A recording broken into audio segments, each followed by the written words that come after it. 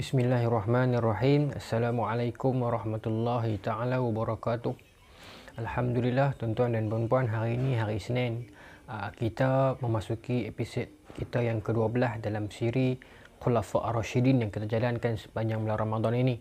Maka pada hari ini kita akan menyambung lagi perbincangan yang kita bicarakan pada hari Jumaat minggu lepas.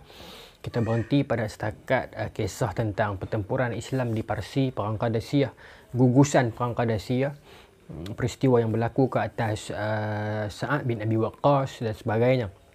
Maka seperti mana yang saya janjikan dengan tuan-tuan, hari ini kita akan menyambung apa yang sedang berlaku pula di Rom, di dalam kawasan jajahan Rom. Kita dah cerita pada episod sebelum tu bagaimana Islam telah berjaya mengepung Damaskus dan mendapatkan Damsyik atas kepintaran Abu Ubaidah Al-Jarrah dan juga kepantasan warrior kita Khalid Al-Walid. Maka setelah mendapatkan Damsyik, apa yang seterusnya yang berlaku? Kita nak sambung yang tu ni insya-Allah. Baik. Tuan-tuan dan puan-puan, maka kita kena clear perbincangan kita pada hari ini. Kita telah masuk kepada tahun 15 Hijrah. Ingat, kita telah masuk kepada tahun 15 Hijrah. Maka pada fasa awal tahun 15 Hijrah ini, setelah Abu Ubaidah Al-Jarrah dengan beberapa orang askar, beberapa panglima dan ribuan askar kita telah berjaya menawan Damaskus sebelum itu, maka Abu Ubaidah Al-Jarrah marah naik ke atas nak pergi masuk ke Baitul Maqdis. Maka ketika berhadapan dengan penduduk Baitul Maqdis, tuan-tuan pun tahulah Baitul Maqdis ketika ini bawah wilayah Syam yang juga bawah pengaruh Rom, yang ketika itu dikuasai oleh tamadun Romawi. Bagaimana penduduk di Baitul Maqdis ketika itu kebanyakannya orang-orang agama lah, orang agama Rom lah, orang kuat agama. Di sana tempat yang tempat orang agama lah kan. Maka tuan-tuan, bila Abu Ubaidah Al-Jarrah berhadapan dengan golongan penduduk rakyat Baitul Maqdis ni, mereka mengatakan mereka nak berdamai. Mereka tak mau perang lah orang agama ni. Cuma mereka kata, mereka beritahu kepada Abu Ubaidah Al-Jarrah, kami boleh berdamai, kami nak berdamai, tetapi kami letak satu syarat. Selain daripada kami nak bayar jizyah tu, kami nak Sayyidina Umar sendiri, Amirul Mukminin Umar sendiri turun mai sini untuk melakukan pendamaian, syarat pendamaian dengan kami. Kalau orang lain setakat sahabat-sahabat komander ni kami tak mau. Kami nak Umar sendiri yang turun mai. Macam tu.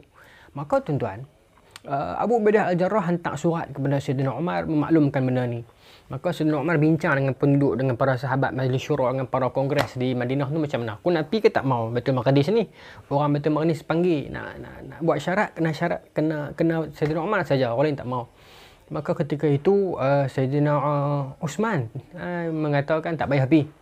Ini mungkin perangkap. Tapi Sayyidina Ali mengatakan pilah wahai Amirul Mukminin, pilah.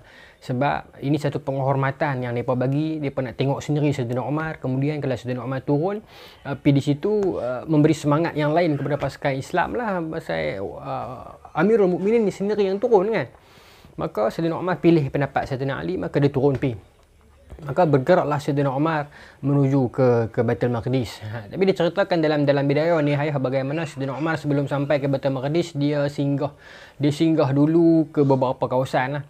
Dia pergi di Aliyah, kemudian dia pergi di satu kawasan apa nama tempat tu? Jabiliyah, Al-Jabiliyah. Satu kawasan Al-Jabiliyah. Sayyidina Umar singgah di situ dulu, kemudian dia solat, dia mencucikan diri dia berhadapan dengan para penduduk Al-Jabiliyah, dia memberikan khutbah dan peringatan dan tazkirah, kemudian dia meneruskan perjalanan dia ke Baitul Maqdis sampai masuk di sana lah. Cuma ceritanya yang lebih detail sebagaimana diriwayatkan oleh Saif bin Umar. Dia memetik daripada guru-gurunya yang kalau kita lihat jaluran sanad itu sampai kepada Salim. Salim ini bukan Salim, Aslam, Salim Abu Zaifah. Aslam ini antara orang yang pembantu setia dengan Sayyidina Umar ni. Tapi kalau kita buka dalam riwayat ni, perbincangan yang panjang lah bagaimana riwayat daripada Sahih bin Umar ini boleh dipakai ataupun tidak dan sebagainya. Tetapi poin dia adalah itu di sudut teknikal ilmiah, tapi ni di sudut penceritaan sirah, apa yang dinukilkan dalam Bidayah wa Nihayah. Jadi saya kemukakan kepada tuan-tuan. Kena abang betul ni. Okey. Maka tuan-tuan, sebab kalau kita tengok riwayat daripada Saif ini, kalau disebut dalam siapa Saif ini disebut oleh Imam Zahabi dalam Mizan I'tidal. Ni Mizan I'tidal. Buku yang membicarakan tentang nama-nama perawi, nama-nama orang ni kan, bagaimana kedudukan mereka dan sebagainya. Diceritakan riwayat daripada Saif bin Umar diragui sebahagiannya, tapi memang disebutkan dalam ini kebanyakan dia meriwayatkan jaluran dia itu sampai kepada Ubaidillah bin Umar dan sebagainya. Di sudut itu ada relevansinya itu bila dia meriwayatkan kisah tentang Umar ni, pasal dia ambil daripada Aslam. Namun macam ulama-ulama semisal Ibn Hibban, Ibn Ma'in dan sebagainya ada mengkritik riwayat-riwayat yang datang daripada Saif bin Umar, mengatakan daif dan sebagainya. Bahkan ada pendapat yang mengatakan dia ini zindiq. Tetapi macam saya beritahu tadi lah, ini siri sirah, maka saya nukilkan daripada apa saja di dalam Bidayah wa Nihayah. Ini yang dinukilkan, ini yang dimasukkan oleh Imam Ibn Katsir dalam Bidayah wa Nihayah. Maka saya nyatakan di sinilah kisah yang diriwayatkan tersebut oleh Imam Ibn Katsir, dia petik riwayat daripada Saif bin Umar mengatakan bagaimana Sayyidina Umar pernah pergi ke Baitul Maqdis, bukan Baitul Maqdis, wilayah Syam dulu, zaman Quraisy dulu ni. Zaman dia duk bisnes, berniaga dulu ni. Ini zaman lama ni. Ini diceritakan balik. Sayyidina Umar pernah pergi berniaga area-area negara Syam ni, negara pemerintahan Rom ni. Satu ketika bila rombongan kafilah peniaga Quraisy Mekah ni nak balik ke Mekah, Sayyidina Umar tertinggal di belakang. Sebab dia tertinggal barang. Something like that lah. Tertinggal something. So dia terlambat daripada orang lain. Maka ketika dia seorang-seorang tu, datang satu orang tua, main kepung dia, pukul dia, dan heret dia masuk ke satu rumah. Dia ceritakan lewat ini. Maka bila Sayyidina Umar masuk dalam rumah tu, dia muda lagi. Maka dalam rumah tu, kata Sayyidina Umar, yang diceritakan oleh Aslam dan diriwayatkan oleh Saif bin Umar ni, dalam rumah tu Sayyidina Umar cerita ada tanah, ada cangkui, ada apa yalah, cangkui, tanah semua ni kan. Nak sebut istilah utara pula. Ya, tuan-tuan faham lah, cangkul, tanah, sudip semua ni. Maka kata orang tua tu kepada Sayyidina Umar, aku nak sudip tanah sini, buh dalam tu. Ambil pada tanah sini, buh dalam tu. Suruh Sayyidina Umar buat kerja. Tak tahu orang tua dia pun bersebar kan. Maka Sayyidina Umar kata, aku termenung sehari. Pasal fikir apa orang tua ni suruh aku buat kerja apa, dia tak ada kan. Maka orang tua tu selepas dia mengarahkan Sayyidina Umar, suruh korek tanah lah, ambil sudip tanah situ, bubuh di sini semua tu kan. Maka orang tua tu keluar, meninggalkan Sayyidina Umar. Maka Sayyidina Umar duduk termenung lah rumah tu, fikir, pasal apa orang tua ni dia ingat aku ni pekerja dia ke, muka macam pekerja dia ke, macam mana ke kan. Dia duduk termenung, dia tak buat kerja tu yang orang tua tu suruh buat. Ini dalam wilayah Syam, wilayah orang Rom lah. Ada kata pendapat mengatakan di Al-Jabiliyah ni, ada yang mengatakan di Baitul Maqdis tu sendiri, tapi saya lebih condong pada pendapat bukan dalam Baitul Maqdis, dalam wilayah Syam. Maka tuan-tuan, pasal ada ulama membincangkan, pernahkah Sayyidina Umar pergi Baitul Maqdis? Ada menceritakan tak pernah. Jadi nak ambil jalan selamat tuan-tuan, peristiwa ini berlaku dalam wilayah Syam. Wilayah Rom lah. Baitul Maqdis pun dalam wilayah Syam juga. Maka Sayyidina Umar tak buat, termenung fikir apa pasal apa orang tua ni macam ni kan. Kuat orang tua tu. Dia yang pukul Sayyidina Umar, heret Sayyidina Umar masuk ke dalam rumah tu. Maka menjelang malam, kata Sayyidina Umar, petang senja dah, orang tua tu balik. Bila dia balik, dia tengok Sayyidina Umar tak buat pekerja yang dia suruh korek tanah, sudip tanah buh ke tempat lain tu kan. Maka dia geram, dia ambil cangkui, dia nak katok Sayyidina Umar. Dia nak pukul lah Sayyidina Umar. Sayyidina Umar kata masa tu, melampau lah, petang tadi dah pukul aku dah. Sayyidina Umar kata, aku nampak kapak atas meja, aku capai kapak tu, aku kapak kepala dia, mati. Sayyidina Umar, aku kapak kepala dia mati. Yalah, bila kita dah bunuh orang dekat negara dia, kat tempat dia, maka Sayyidina Umar dia jadi macam rasa cuak sikit. Maka Sayyidina Umar tinggalkan mayat orang tu di situ, dia keluar. Ini cerita ni zaman dia muda lah, zaman sebelum Islam semua lagi ni. Tuan-tuan jangan salah faham pula. Sehingga ada orang komen pula hina sahabat. Bukan, ini zaman Sayyidina Umar masih muda lagi ni, belum Islam semua lagi ni. Ya. Maka tuan-tuan, Sayyidina Umar keluar, jalan tak ada arah tuju, sampailah ke satu rumah. Ada satu rumah tu, ada satu orang pendeta lama, pendeta agama Ahlul Kitab. Dia tengok Sayyidina Umar, dia panggil. Maka Sayyidina Umar cerita kat dia kisah yang berlaku kepada dia. Maka dia panggil Sayyidina Umar, dia kata jom sembang. Maka dia jamu Sayyidina Umar makan dan sebagainya. Sambil duduk sembang tu, pendeta ni tanya Saidina Umar mai daripada mana, sekian-sekian, hang ni keturunan daripada mana semua. Maka pendeta tu tengok Saidina Umar, dengar cerita dia. Kemudian dia ceritakan pendeta tu belek tangan dia, tengok muka dia semua ni. Maka pendeta tu kata, satu hari nanti awak lah akan membebaskan kota ini, wilayah ini, wilayah Elia, wilayah Jibiliyah, wilayah Damsyik, wilayah Baitul Maqdis. Awak yang akan jadi raja membebaskan tanah ini, kata kat Saidina Umar. Maka Saidina Umar jawab balik, apa pakcik merepek ni, saya duk menega ya. Pakcik kata, betul. Dalam ramalan kami, dalam catatan kami, seorang raja akan datang membuka negara ni balik, membebaskan negeri ni, awak raja itu. Maka Saidina Umar kata, tak apa nak percaya lah, skeptikal lah. Maka tak apalah, percaya tak percaya. Pakcik tu kata, rahib tu kata, pendeta tu kata, sekarang ni dia masuk dalam rumah dia, dia ambil satu surat kosong, dia tulis satu perjanjian. Dia kata, nanti bila awak telah jadi raja itu, awak membuka wilayah ini, masa tu tolong jangan apa-apakan saya. Okey. Maka dia suruh Saidina Umar sign. Saidina Umar pun sign je lah kan. Orang tuanya mungkin dia fikir jauh sangat kot, mungkin dia tengok DVD ke kot kan. Tak apa, Saidina Umar pun sign saja, tak ada apa, selesai. Okey, cerita tu habis di situ. Baik. Maka tuan-tuan, kita kembali kepada 15 Hijrah. Cerita tadi tu zaman Saidina Umar muda. Maka tuan-tuan, bila Saidina Umar diceritakan dalam Bidayah wa Nihayah bagaimana Saidina Umar bila mana dia sampai ke Jibiliyah tu kan, disambut oleh para sahabat. Tapi nak habaq kata, masa sebelum dia masa dia nak sampai tu dalam area dalam kawasan Jibiliyah yang sahabat-sahabat duk tunggu ni. Siapa duk tunggu? Abu Ubaidah, Khalid Al-Walid dan semua warrior-warrior pendekar duk tunggu ni. Pasal lagi kita nak bergerak sama-sama nak pergi Baitul Maqdis. Maka bila Saidina Umar sampai, diceritakan dia main naik unta tua, unta yang dah tua dah. Maka masa nak masuk tu ke wilayah itu, ada lopak, becak orang utara kata Yak Acang. Maka Saidina Umar tak teruskan melangkah dengan unta dia ni. Dia turun unta dia, dia buka dia punya khuf kasut dia. Maka dia melangkah dalam becak tu sambil menuntun. Tuntun bahasa KL bang. Dia pegang lah unta dia tu sambil melangkah lecak tu. Maka Abu Ubaidah Al-Jarrah melihat apa yang Saidina Umar buat masa tu.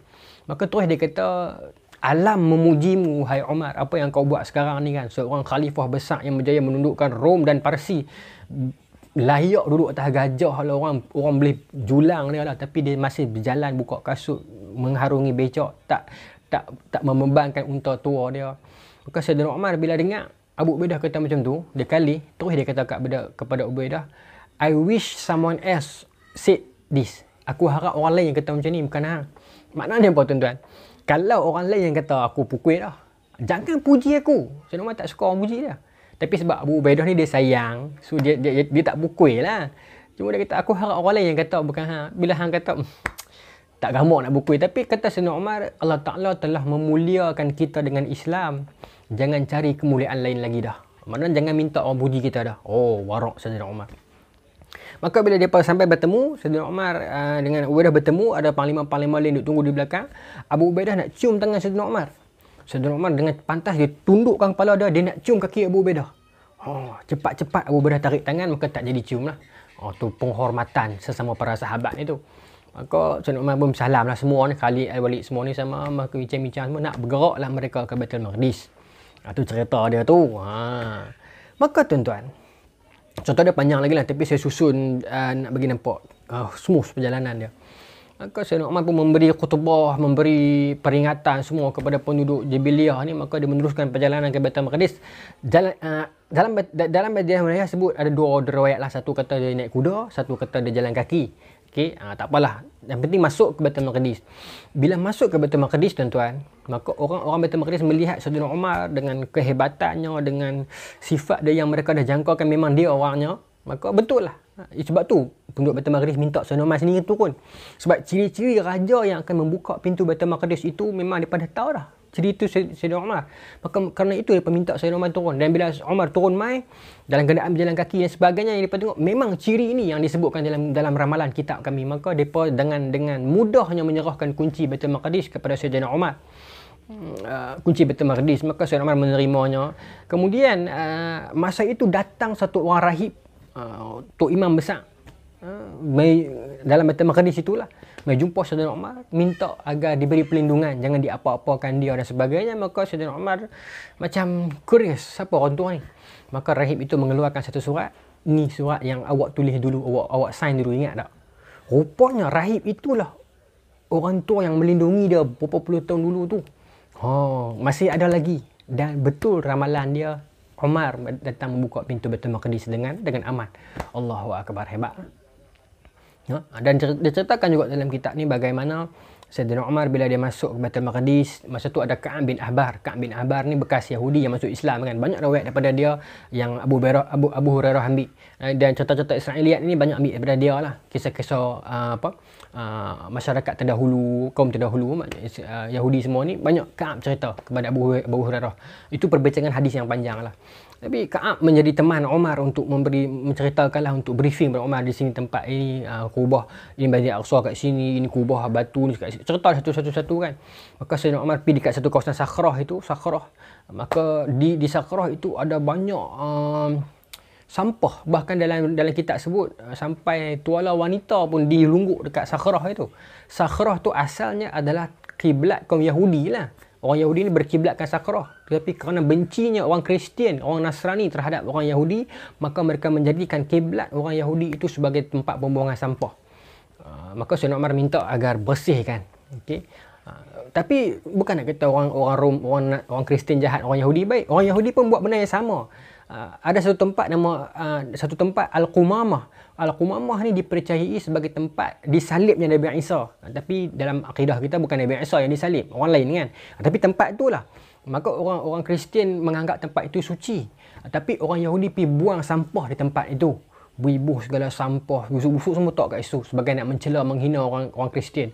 Maka orang Kristian balas balik dengan mereka bubuh sampah di Sakhrah. Maknanya orang Yahudi dan orang Nasrani sebenarnya mereka tak ngam. Kalau mereka betul-betul Yahudi dan mereka betul-betul Nasrani, mereka tak baik sebenarnya. Macam mana hari ni boleh baik? Itu perbincangan yang lain lah. Kena satu slot yang lain lah.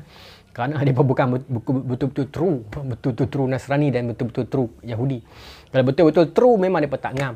Kalau betul-betul true Yahudi, dia akan baik dengan Islam. Kalau betul-betul true Nasrani, dia akan baik dengan Islam. Sebab Islam lah yang datang mendamaikan dua kaum ini, dua puak ini, dua agama ini. Okay? Tapi hari ni kenapa Yahudi dan Nasrani macam bersatu? Something wrong somewhere. Ada sebab lain tu, kita kena bincang dalam tajuk yang lain lah nanti. Okay. Maka Sayyidina Umar membersihkan, kemudian diceritakan esok pagi itu Sayyidina Umar mengimamkan solat. Kebetulan esok pagi itu Jumaat, maka Sayyidina Umar mengimamkan solat. Bukan Jumaat. Esok pagi itu Sayyidina Umar solat subuh menjadi imam dan dia melakukan sujud sajadah. Okay. Diceritakan dalam riwayat lain juga, dia baca surah Sad pada rakaat pertama, dia baca juga surah Al-Isra rakaat yang kedua sebagai mengenang tempat Baitul Maqdis itu kan. Maka dapatlah Baitul Maqdis ke tangan Islam dalam keadaan damai, dalam keadaan tenang, tanpa pentumpahan darah. Orang Nasrani tumpang bersyukur, orang Yahudi tumpang bersyukur, orang Islam memberikan rahmatnya.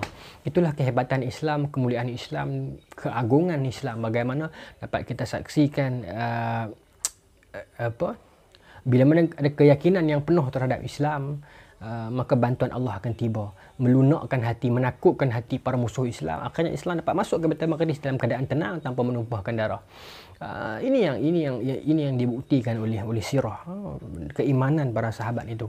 Maka tuan-tuan, esok insya-Allah saya akan ceritakan kisah nak kembali di Parsi pula. Nampak dia selang asli kan. Sebab itu di Baitul Maqdis bertempur dengan Rom kan. Jadi ingat saya cerita Jumaat itu, dengan Kisra tak selesai lagi dengan Parsi. Ada lagi wilayah kan. Sa'ad bin Abi Waqqas akan meneruskan misi dia lagi. Apa jadi dekat Sa'ad bin Abi Waqqas? Pasal esok ni cerita dia lagi panjang, lagi menarik sebab dia nak main kepada dapat khazanah besar Parsi dan relate dengan kisah satu orang lelaki yang memakai gelang Parsi tu. Yang tu kita akan cerita esok insya-Allah. Siapa lelaki tu, apa kisah tu, apa sebenarnya yang berlaku ni, esoklah kita cerita insya-Allah. Assalamualaikum warahmatullahi taala wabarakatuh.